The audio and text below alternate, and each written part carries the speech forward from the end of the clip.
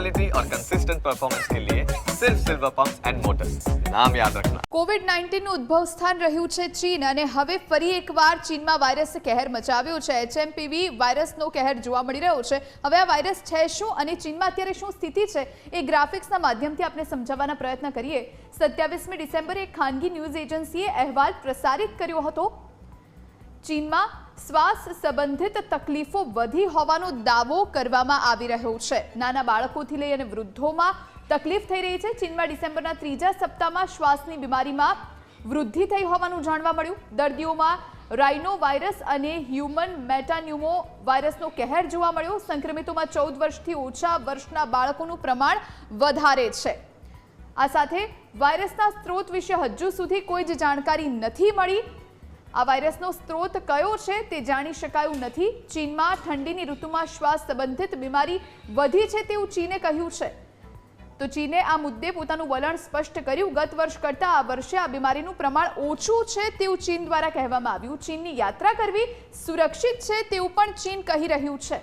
જો કે હવે ભારત પણ સતર્ક છે। ચીનના વિદેશ મંત્રાલય તરફથી એક નિવેદન પણ બહાર પાડવામાં આવ્યું હતું।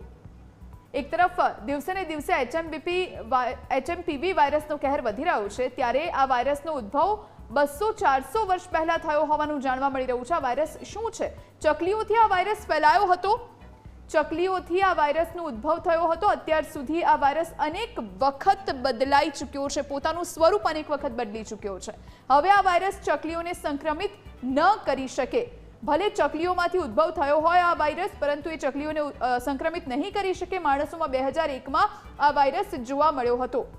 કોઈ પણ વયના વ્યક્તિને આ વાયરસ સંક્રમિત કરી શકે છે। HMPV વાયરસનો સમય 3 થી 6 દિવસનો રહે છે। તમારા શરીરમાં આ વાયરસ 3 થી 6 દિવસ માટે રહે। સંક્રમણ કેટલું છે તેના પર બીમારીનો સમય નિર્ભર કરે છે। આ સાથે વાયરસની હજુ સુધી કોઈ જ એન્ટીવાયરલ દવા પણ બની નથી, એટલે એની સામે માણસે પોતે જ લડવાનું છે। આ વાયરસની કોઈ વેક્સિન પણ હજુ સુધી બની નથી। તો કેવી રીતે આ વાયરસ ફેલાય છે એના વિશે વાત કરીએ। ઉધરસ છીંકથી આ વાયરસ પ્રસરે છે। એક વ્યક્તિમાંથી બીજા વ્યક્તિને તેનો ચેપ લાગે છે। હાથના સ્પર્શથી પણ આ વાયરસ ફેલાય છે। એટલે કોવિડ-19ની જેમ કોરોના વાયરસની જેમ આ વાયરસ ફેલાય છે। ગળે મળવાથી અથવા તો સ્પર્શથી આ વાયરસ ફેલાય છે। શું સાવધાની રાખવી? કોઈ વ્યક્તિને શરદી ઉધરસ હોય તો તેનાથી અંતર રાખવાની જરૂર છે। ઉધરસ અથવા છીંકતી વખતે મોઢા ઉપર રૂમાલ અથવા તો કપડું રાખવું જરૂરી છે। ઉધરસ કે છીંક બાદ હાથ ધોવાનું પણ અવશ્ય રાખવું જોઈએ। તો આ બધી જ સાવધાની રાખવાથી બચી શકાશે। 20 સેકન્ડ સુધી હાથ ધોવાનું રાખો।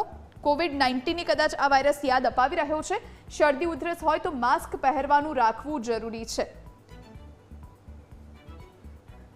તો HMPV આ વાયરસ જેનો ચીનમાં અત્યારે કહેર છે, દુનિયા હવે સતર્ક બની છે।